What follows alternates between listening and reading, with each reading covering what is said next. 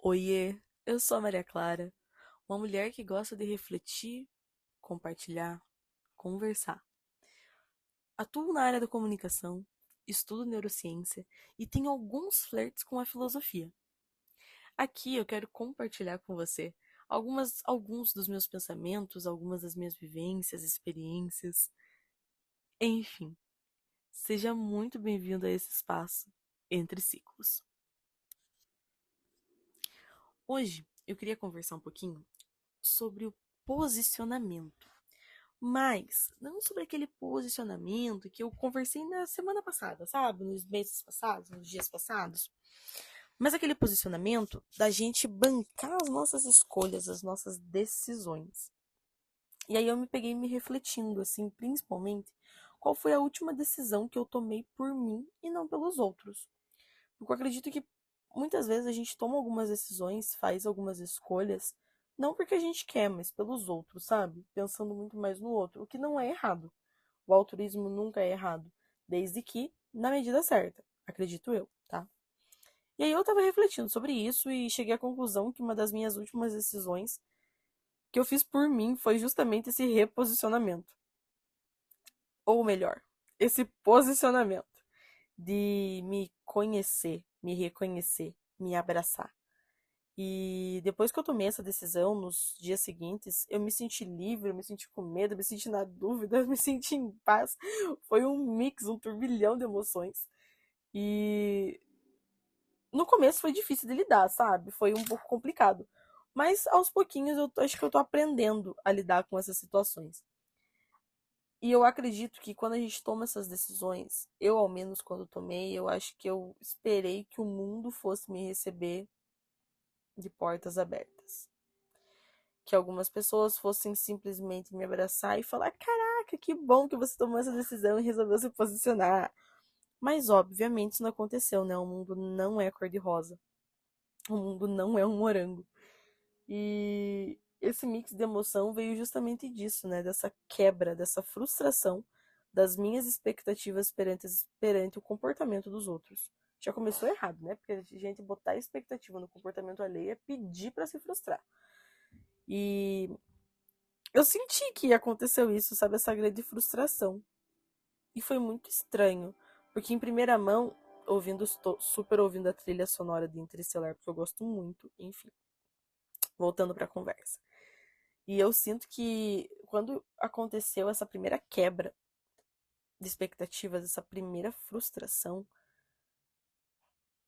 por incrível que pareça, eu não agi de uma forma explosiva.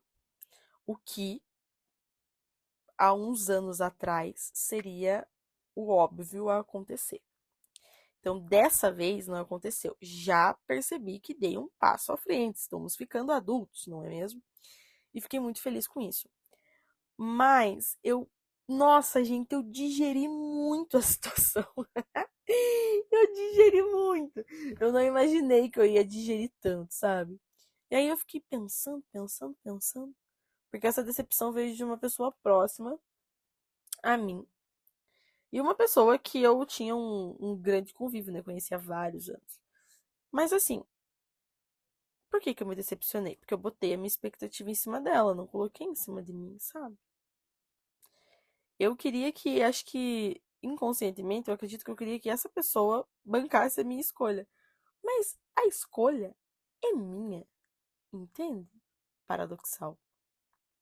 E sobre isso de bancar essa escolha, eu vejo que é justamente isso, é você manter a sua decisão, você manter o seu posicionamento, a sua visão, independente se a pessoa vai gostar, se a pessoa não vai gostar, se, enfim, entendeu? Não ter medo de perder. Porque uma coisa que eu tenho aprendido muito nos últimos tempos é que a gente nunca perde aquilo que é nosso. Certa vez eu tava conversando com a minha mãe, eu tive uma. Eu tava entrando num relacionamento há uns anos atrás, faz o que? Uns 3, 4 anos isso. E eu lembro que eu tinha exposto pra essa pessoa uma situação. E eu fiquei preocupada com como a pessoa ia reagir. E aí eu conversando com a minha mãe e tudo mais, né? A gente tem uma relação bem legal aqui em casa. Eu olhei pra minha mãe e falei assim, mãe,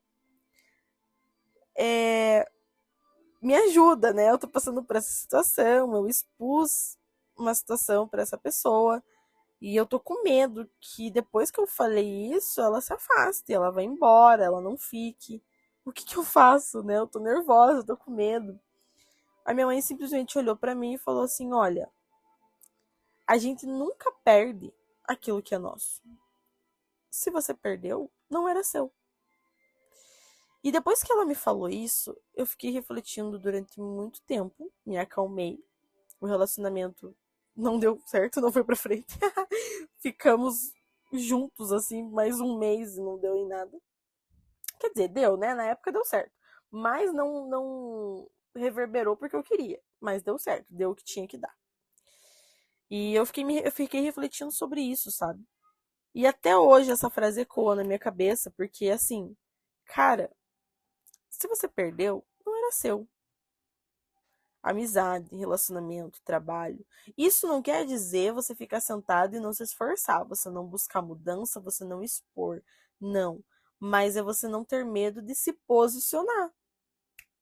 Você não ter medo de ser você mesmo. Você não ter medo de defender a sua verdade, ser honesto com você.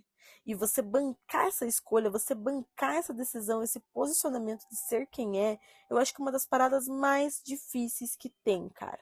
Porque olha só que insano. É difícil porque você vai ter que se escolher. Você vai escolher você, você vai bancar aquilo que você quer pra você. E para você bancar isso, você vai ter que estar disposto a abrir mão do controle da tua vida, da expectativa que você tem em cima das pessoas. E vai ter que estar preparado para frustrar muita gente. E quando eu entendi isso, eu fiquei, cara, será que eu tô preparada? Juro, fiquei com muito medo. Ainda tô, obviamente, a gente nunca quer acabar com nenhum ciclo, principalmente amizade, relacionamento, enfim, muito difícil você querer acabar com ele, a não ser que ele esteja te fazendo mal. Mas você nunca. Eu acho que é muito difícil, né? Alguém acordar assim e falar, ah, hoje eu vou acabar com essa amizade de 5 anos. Tem que ter um motivo muito plausível. Mas quando você se escolhe, inevitavelmente, os ciclos vão mudando, a tua cabeça vai mudando, você vai tendo uma outra visão de mundo, entendeu? E por consequência, as pessoas à sua volta também vão mudando. Porque eu percebo que esse posicionamento ele começa internamente. E aí ele se mostra pro mundo, pro externo. E quando ele começa a florescer, as pessoas ao seu redor vão observando. E aí, meu amigo, vai ficar contigo quem tiver na mesma vibração que você. Quem respeitar suas escolhas, quem respeitar a sua liberdade de ser. E, e sabe onde que vai estar a dificuldade? Quando a gente vai, quando a gente tiver aquela vontade de voltar para algo que a gente sabia que fazia bem, que nos fez bem, mas hoje não faz mais. Meu, aí vai pegar. E é uma coisa que vai pegar sempre. Porque eu acredito que nós estamos em constante mudança, nós estamos em constante evolução, nós estamos em constante é, posicionamento, entendeu? Eu acho muito legal a ideia de que eu não sou a mesma mulher que eu era há uma semana atrás. Porque os meus pensamentos mudaram, a minha cabeça mudou, eu aprendi muitas coisas. Eu errei várias vezes, entendeu? Vou errar mais. Então, assim, é uma parada muito louca, porque é uma jornada única, individual, e vai ficar com você quem, ao longo da caminhada, for te acompanhando na sua jornada, mas principalmente quem for respeitando as suas escolhas, sabe? Respeitando quem você é. E eu acho que os testes mais comuns que aparecem são justamente esses testes afetivos, assim, com amizades, antigos relacionamentos, coisas que nos marcaram, coisas que fizeram grande diferença na nossa vida. E aqui, caras, eu falo de relacionamento, mas não vamos focar só no afetivo, sabe? Não vamos focar só na amizade. Relacionamento trabalho, relacionamento com a família, entendeu? Tudo que envolve um outro ser humano é uma forma de relacionamento, é uma conexão que você teve. Há casos que pode ser um vício, cigarro, álcool, enfim, Mas eu não vou trabalhar em cima dessas exceções, entre muitas aspas, tá? Vamos pensar numa questão mais relacional, mais conexão humana mesmo. E eu acho que a gente sempre tem que estar a todo instante se relembrando e tendo o nosso momento. Até foi uma coisa que eu conversei esse final de semana, quando eu fui fazer a captação numa academia oriental que eu atendo aqui na minha cidade. E eu tava conversando com a esposa do dono lá, com a Priscila, o nome dela. E eu conversando assim com ela, eu falei assim, sabe, uma das coisas que eu mais aprendi nos últimos dias é a importância de eu ter o meu momento e respeitar esse momento. Sabe, ter esse momento de solitude, onde eu faço as coisas no meu tempo, onde eu busco entender os meus sentimentos, acolher o que eu tô sentindo, entender as minhas emoções, parar um tempo, respirar e falar, Maria, vamos conversar? Senta aqui. O que está acontecendo? Como que foi a sua semana? O que aconteceu com você? E esse momento, cara, ele pode ser em forma de dança, ele pode ser em forma de escrita, ele pode ser em forma de música. E eu falo isso porque eu acho que a arte é uma das formas mais lindas que a gente tem de se conectar com a gente mesmo, sabe? Então eu vejo que é uma forma da gente relembrar sobre a nossa decisão também. Porque esses testes são comuns. Inevitavelmente, a gente vai tentar se sabotar. A gente vai tentar. Não que a gente vai tentar de forma consciente, sabe? Mas é uma forma de sobrevivência. Tudo que dá trabalho pro nosso cérebro, ele não gosta. Tudo que dá trabalho pro nosso corpo, ele não gosta. Então a gente tem que saber trabalhar com isso, sabe? Sempre a gente vai querer voltar pro mais fácil, para aquele que gasta menos energia, pro que a gente já conhece. Mas nem sempre o que a gente já conhece é o confortável. Nem sempre o ciclo que a gente tá é um ciclo bom. Entende? E é complicado, mas não é impossível.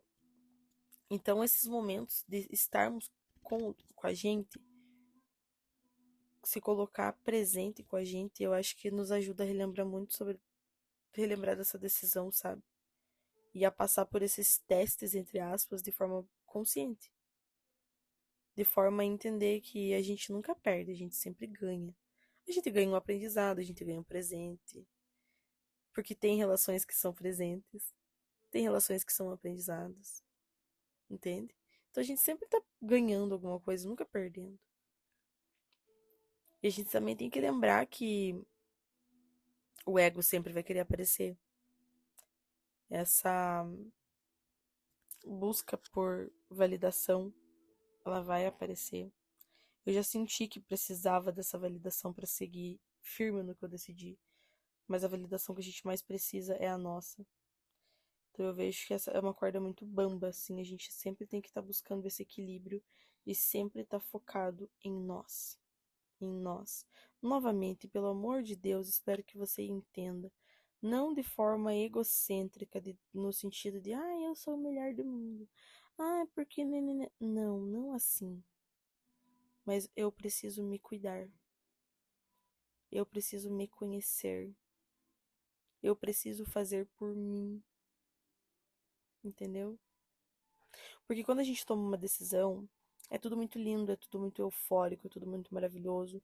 Indiretamente a gente já tá meio que preparado, entre aspas, né? Para a vinda desses testes, para a vinda desses antigos ciclos. Quem nunca, né, galera? Quem nunca recebeu mensagem de um ex? Nossa, quem nunca? E daí a gente tem que falar, é Mercúrio retrógrado. Mas às vezes é meio que um teste, né, entre aspas, para ver se a gente tá saindo daquele pensamento mesmo, se a gente tá se honrando. E aqui eu não tô falando que é errado você voltar com esse, tá? Se fizer sentido para você, fique à vontade. Mas há muitas vezes não vai fazer. Em grande parte das vezes, não vai fazer sentido. Só que é confortável, a gente já conhece. Mas será que vale a pena voltar? Então eu vejo que a decisão que a gente toma, ela pede muito essa lucidez da nossa constância na caminhada, da nossa constância no que a gente decidiu mesmo, né? E principalmente o foco em nós mesmos. Porque o mensagem, né? Parafraseando, brincando aqui, a mensagem do ex vai vir. Essa busca por validação vai vir.